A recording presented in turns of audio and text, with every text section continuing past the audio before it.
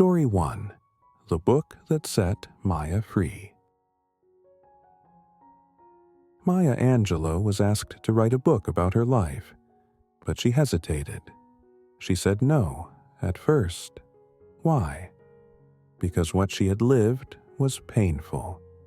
Too painful to explain, too raw to revisit, too true to say out loud. She said, "I didn't want to tell people what happened to me. I wanted to forget it."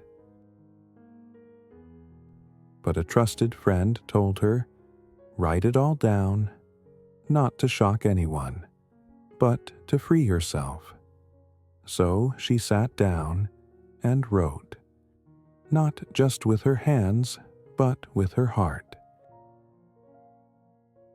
And what came out became one of the most powerful books ever written.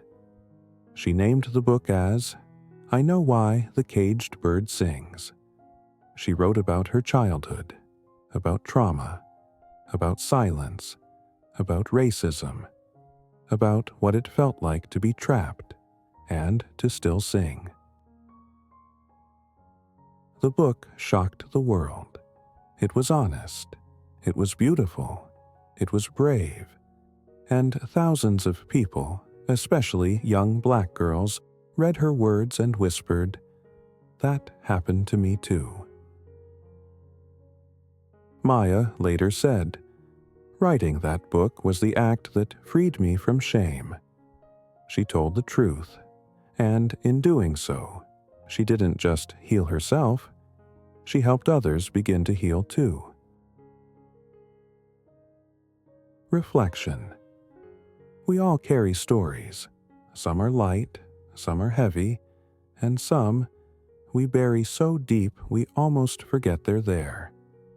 But Maya showed us this. Your story doesn't have to stay locked inside you. It doesn't have to sit in silence forever. You don't have to be perfect to be honest. Because when you tell the truth, you give others permission to tell theirs too. Remember, your story matters. Your voice matters. You matter. You are allowed to write the truth, even when it hurts. You are allowed to speak, even if you were once silenced. Your story is not shameful. It is sacred. It is strength in sentence form. By sharing it, you don't lose yourself. You find yourself.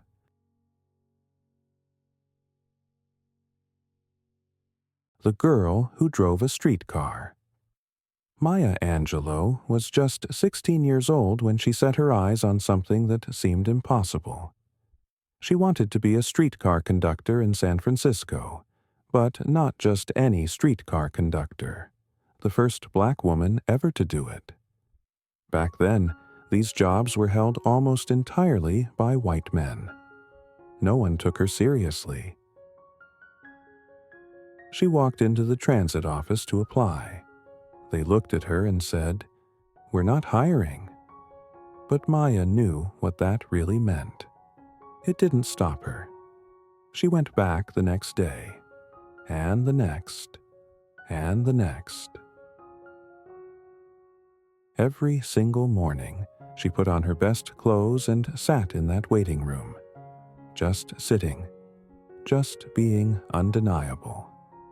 After days of silence, they finally handed her a uniform. She did it. She broke the line. And when she drove that streetcar in her pressed uniform and shiny badge, she said she felt like part of the city. But it was more than that. Maya once said, "I loved the badge. I loved being seen in public as someone who didn't quit." She wasn't trying to be famous. She was claiming her place in the world with grace. She didn't yell. She didn't fight. She showed up again and again, and she made history in silence before the world ever heard her name. Sometimes change doesn't come with a speech. Sometimes it comes with stillness, with persistence, with simply refusing to disappear. Maya didn't shout her way into power, she sat her way in. She held her ground with posture and patience. Some quotes by Maya: "You may not control all the events that happen to you, but you can decide not to be reduced by them. Stand up straight and realize who you are, that you tower over your circumstances. Nothing will work unless you do." Morale of the story: break barriers with quiet determination.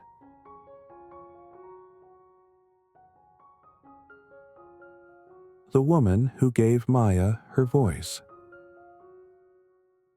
Back before Maya Angelou ever spoke to the world, she stopped speaking altogether. As a child, Maya experienced something terrible, and afterward she believed, truly believed, that her words had caused harm. So she went quiet, not for a day or a week, but for 5 years. 5 years of silence. 5 years of holding her thoughts like closed flowers.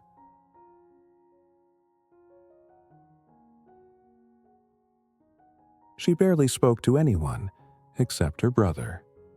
She lived in a world of books and daydreams where words stayed safe on the page. But then something soft entered her world. A neighbor named Mrs. Bertha Flowers. Mrs. Flowers was grace in motion.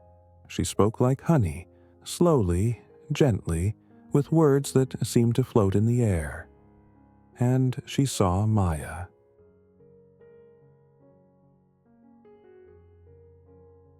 Not as a problem to be fixed, not as a broken girl, but as a soul waiting to be invited back into the world. She didn't force Maya to talk. Instead, she read poems to her.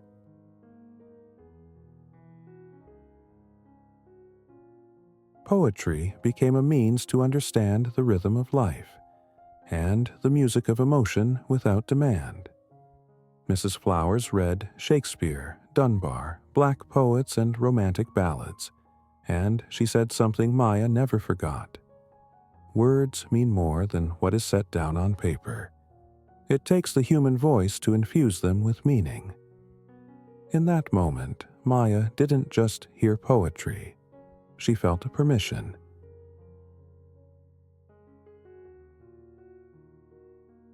Permission to exist again, to feel something again, to find her voice, not as noise, but as meaning. And when Maya finally spoke, her voice came not as a whisper, but as a song. Gentle reflection. Some people try to heal others with noise, with lectures, with rules. But Mrs. Flowers healed with presence, with rhythm, with care. She gave Maya the most sacred gift of all, the space to return to herself when she was ready, and Maya never forgot. Maya Angelou later said, "She was the first person who made me believe that words could make music." We all need a Mrs. Flowers in our life, and some of us are meant to be her. Remember, you are allowed to go quiet when the world feels too loud, and you are allowed to return when you're ready. Your voice is not lost. It is resting. It is waiting for you to believe in it again. You are not broken. You are blooming. Even silence can be part of your song. My dear friend, I want you to realize the power of quiet kindness.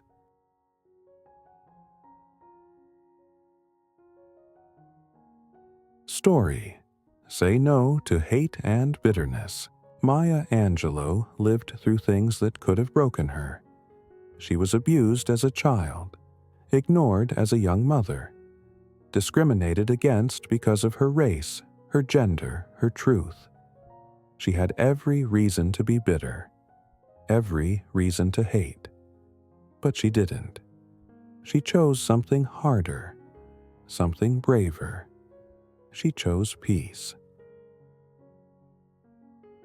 She said, "Bitterness is like cancer. It eats upon the host. It doesn't do anything to the object of its displeasure." That didn't mean she ignored the pain. Maya didn't lie about what she'd been through. She just refused to let it poison her. She once said, "Hate, it has caused a lot of problems in the world, but it has not solved one yet." Instead of hardening her heart, she softened her spirit.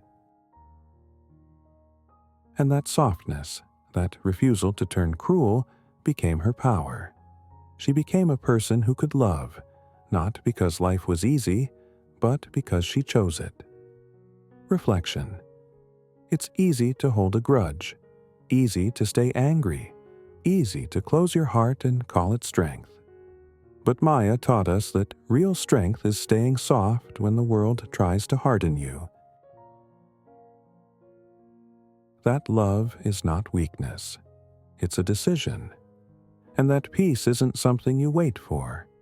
It's something you choose over and over again. She said, "If I'm going to rise, I will rise with love, or I won't rise at all." Remember, you are allowed to feel hurt, but you don't have to carry hate. You are allowed to feel pain, but you don't have to let it shape who you become. Forgiveness isn't weakness. It's strength that doesn't need to shout. You can rise with grace. You can grow with love.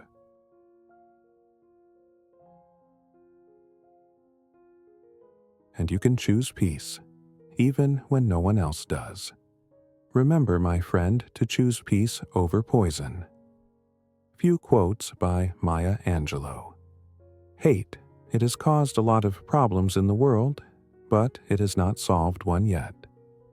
I can be changed by what happens to me, but I refuse to be reduced by it. If you have only one smile in you, give it to the people you love.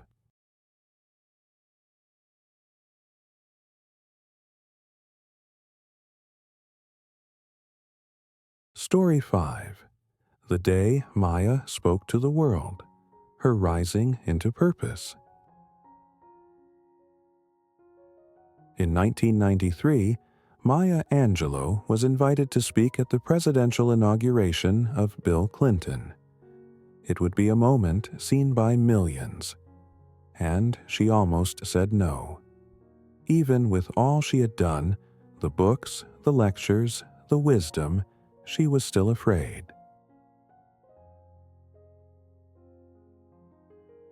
The stage was massive, the pressure enormous. But then she remembered her own words. Courage is the most important of all the virtues. So Maya stood on that stage, an African-American woman who had once stopped speaking for 5 years, now reading a poem to the entire nation. The poem was called On the Pulse of Morning, and her voice was calm, steady, unshakable. History, despite its wrenching pain, cannot be unlived, but if faced with courage, need not be lived again. Her words weren't loud, but they echoed, across hearts, across generations. In that moment, Maya wasn't just reading a poem. She was showing the world what it looked like to rise with grace, to speak with purpose, to lead with soul. Reflection. This moment wasn't just about poetry. It was about becoming. Maya Angelou stood on that stage for every person who had ever been told they were too broken to matter. too different to belong, too afraid to lead. She rose not just for herself, but for all of us. And through her example, she left us this message. You don't have to be perfect to be powerful. You just have to be true. Remember, you are allowed to take the stage, even if your voice shakes. You are allowed to be seen, even if you're still healing. You don't need to wait for perfection. You already carry enough. You can stand tall. You can speak clearly. You can rise. Because your story is not small, and your light cannot be dimmed. Maya Angelou was special because she held brokenness and beauty together and made it safe for the rest of us to do the same. She taught us how to rise, how to forgive, how to stand tall without hurting anyone, how to shine even when the world tries to dim your light. To summarize, Maya Angelou lived many lives, but through each one she left behind a lesson. You are stronger than your past. You are gentler than the world expects, and your voice is worth hearing. Thank you, Maya, for reminding us that we don't just survive, we rise. If her words touched your heart tonight, subscribe to Sun Moon Storybeam for more stories that empower you like the sun and soothe your soul like the moon.